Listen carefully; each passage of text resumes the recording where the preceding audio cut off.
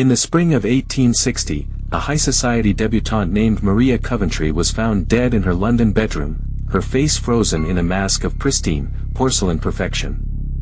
There were no marks of struggle, no signs of external trauma, and no evidence of a break-in. To the casual observer, she appeared to be sleeping, her skin so unnervingly white it seemed to glow under the soft flicker of the gaslight. Yet, beneath that surface of ethereal beauty lay a biological catastrophe. Maria Coventry was not just dead, she was structurally compromised. Her internal organs had begun to fail months prior, her nervous system had been systematically dismantled, and the very skin that won her the admiration of the London elite was slowly sloughing away from the bone. The paradox of the Victorian era was this: the more a woman looked like she was carved from marble, the more likely she was to be a walking corpse. This was not a mystery of a single murderer, but a mass poisoning executed in the name of social standing, fueled by a multi-million-pound industry that peddled heavy metals as the ultimate elixir of youth. The obsession began with a specific shade of white. In the mid-19th century, a tan was the mark of the working class, the brand of the laborer who spent their days under the sun. To be pale was to be wealthy, idle, and refined. But the desired level of pallor was not merely healthy lightness, it was a deathly, translucent glow often referred to as the sickly aesthetic. It was a fashion that romanticized the wasting symptoms of tuberculosis: sunken eyes, bright lips, and skin so thin it revealed the delicate blue veins beneath. To achieve this, women turned to Venetian Ceruse. This was not a simple powder, but a dense, opaque paste made from white lead, vinegar, and water.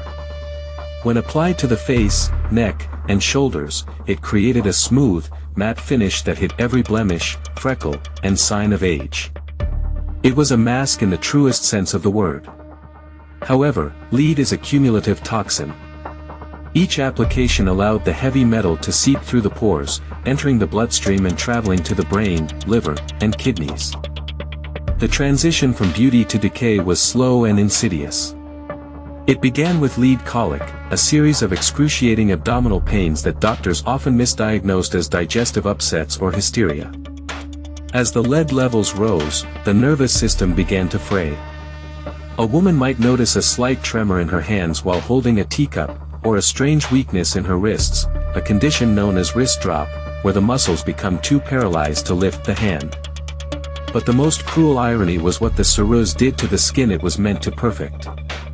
Long-term use of lead-based makeup caused the skin to dry out, shrivel, and turn a deep, sickly gray or yellow. To hide this new discoloration, users applied even thicker layers of the white paste, effectively sealing their fate. They were trapped in a feedback loop of toxicity, applying the very poison that was destroying their appearance to hide the damage it had already caused. By the time the medical community began to connect the dots, the industry was already pivoting to a new, even more dangerous miracle ingredient: arsenic. If lead was the silent mask, arsenic was the internal purifier. Advertisements in newspapers and high-end magazines began promoting Dr. Campbell's safe arsenic complexion wafers. These small, edible tablets promised to clear the skin of pimples, freckles, and muddiness by acting on the blood. The logic was cold and calculated. Arsenic is a potent vasodilator. It causes the capillaries to expand, creating a slight, rosy flush on the cheeks while simultaneously killing off the red blood cells that give skin a darker, more pigmented tone. The result was a ghostly, ethereal whiteness that looked undeniably modern. The problem, of course, was that arsenic is a metabolic disruptor. It interferes with the body's ability to produce energy at a cellular level. Users found themselves suffering from chronic fatigue, hair loss, and arsenic keratosis, the growth of hard, wart-like scales on the palms of the hands and soles of the feet. The carnage was not limited to the face. The Victorian obsession with the green of the season introduced a secondary layer of environmental poisoning. This specific shade, known as Sheely's green, was achieved by mixing copper with arsenic trioxide. It was used in everything from floral headpieces and silk ball gowns to the very wallpaper that lined the nurseries of the upper class. A woman wearing a dress dyed with Sheely's green could carry up to 900 grains of arsenic in her skirts. As she danced in a crowded, heated ballroom, the friction of the fabric and the warmth of her body would cause the arsenic to flake off as a fine dust or release as a toxic gas. It was inhaled by the wearer and everyone around her.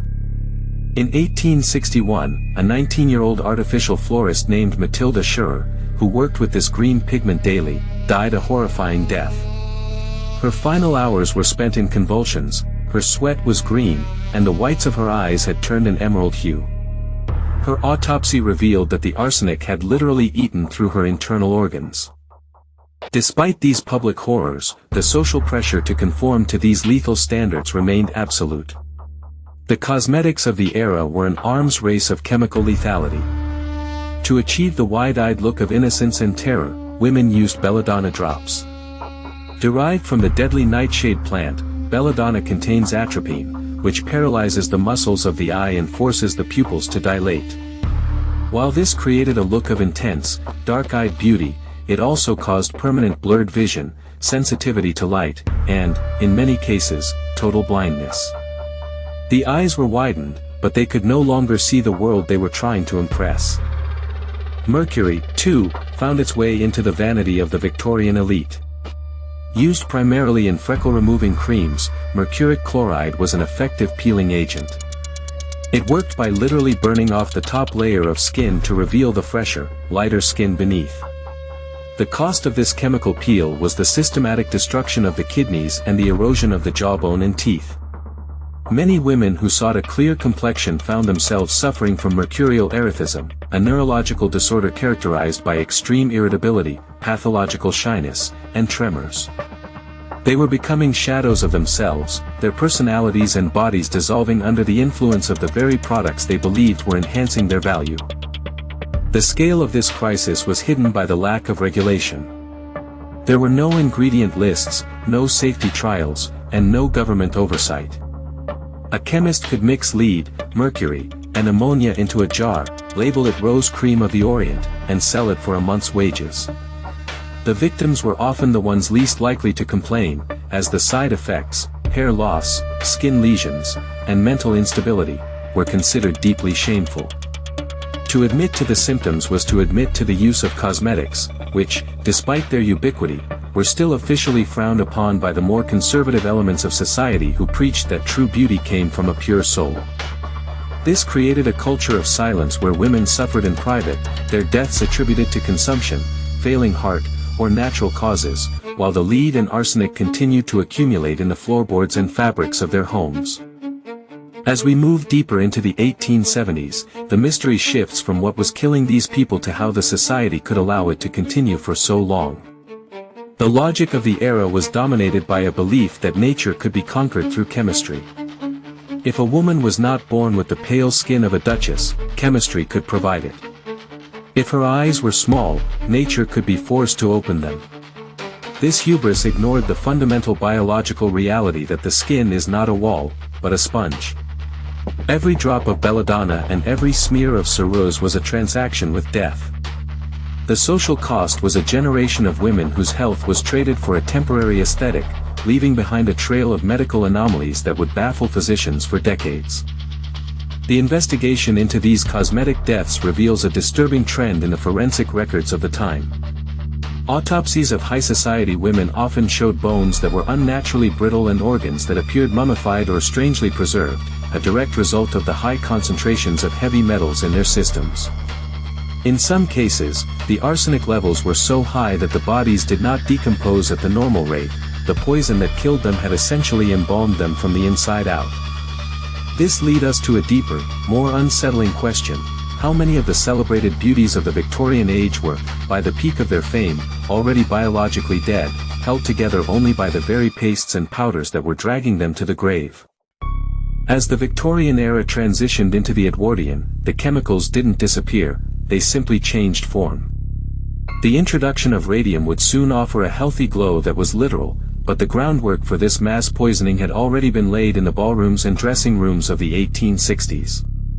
The true horror of the Victorian cosmetic craze wasn't just the ingredients, it was the willing participation in a system where the pursuit of an impossible ideal was worth the liquefaction of one's own organs. The pure white look was a facade, a thin layer of lead covering a reality of rot and systemic collapse. By the mid-1880s, the mystery of the porcelain plague had reached its most paradoxical phase. It was no longer a secret that these cosmetics were lethal, yet the consumption of lead and arsenic-based products actually increased. This defies standard human survival logic unless we consider the psychological trap of the era. The Victorian social hierarchy was so rigid that physical imperfection was seen as a moral failing. A woman with a tanned face or visible pores wasn't just unfashionable, she was perceived as biologically and spiritually inferior. This gave rise to the industrialization of the mask. Laboratories began producing these toxins on a massive scale, moving away from small-batch apothecary jars to branded, mass-marketed tins that promised scientific purity.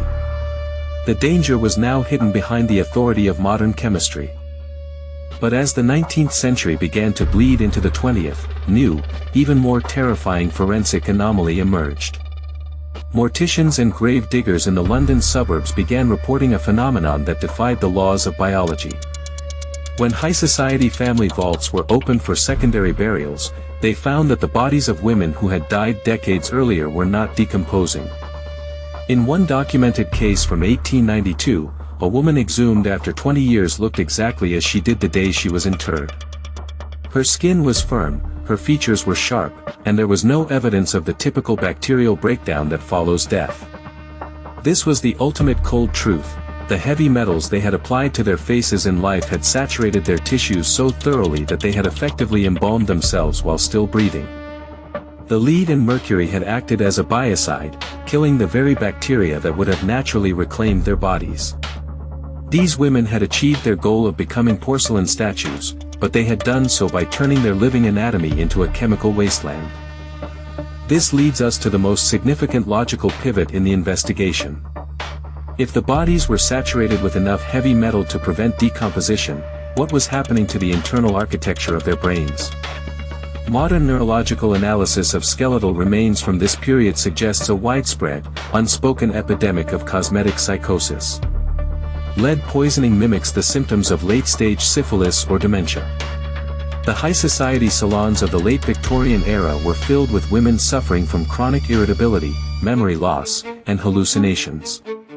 The very delicacy and frailty that men of the time found so attractive in women were, in many cases, the visible symptoms of brain damage.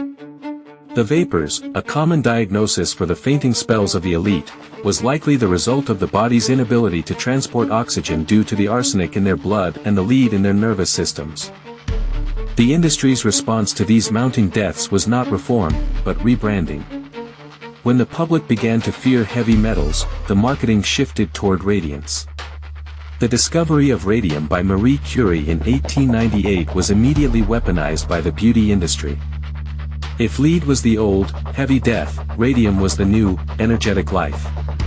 Companies like Thoradia began selling lipsticks and powders infused with thorium and radium bromide. They promised that the radioactive glow would stimulate the skin and provide a permanent health. In reality, the alpha particles emitted by these products were shredding the DNA of the users.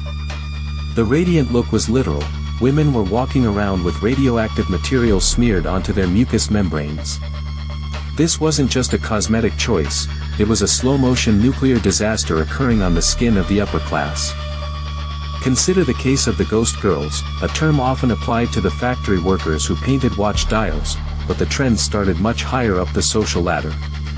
High society women were known to paint their teeth with radium-infused paint so they would glow in the dark at evening parties. This resulted in radium jaw, where the bone of the mandible would literally decay and crumble away while the person was still alive. The gap between the desired aesthetic, a glowing, ethereal presence, and the biological reality, the necrotic destruction of the skeletal system, had reached its most extreme point. The high-tension question remains: why did they stay? Why did the most educated, wealthy women in the world continue to pay for their own destruction? The answer lies in the sunk cost of beauty.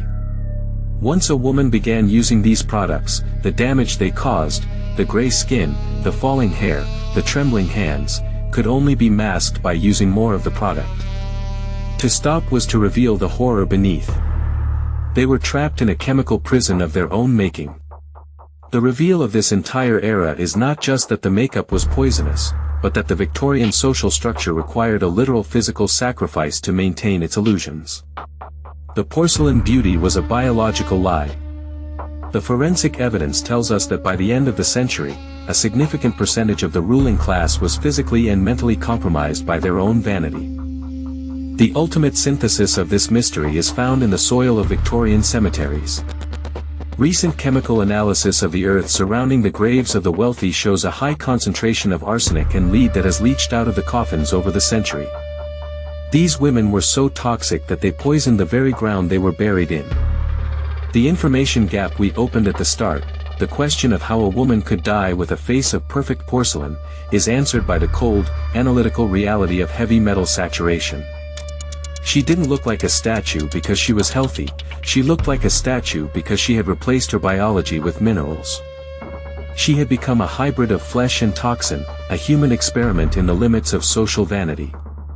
The Victorian era was not just a time of repressed emotions and strict etiquette, it was a period of systemic chemical warfare waged by the elite against themselves, where the ultimate prize for winning the beauty race was a body that would never decay because it was too toxic for nature to touch. As we look back at the portraits of these women, with their glowing skin and wide, dark eyes, we are not looking at health. We are looking at a meticulously maintained forensic crime scene. The mystery of the sickly aesthetic is solved not by art historians, but by toxicologists. The Victorian face was a chemical mask, a thin, white lie that covered the slow, agonizing collapse of a generation. The truth is that the most beautiful people of the age were the most poisonous, their legacy preserved in the heavy metals that still saturate their bones today. This reveals the ultimate cold truth of the porcelain plague, the very elements that gave these women their ethereal, immortal beauty in the eyes of society were the same ones that were systematically erasing their humanity from the inside out. They became living monuments to a lethal vanity, preserved forever in a state of toxic perfection that even nature refused to reclaim.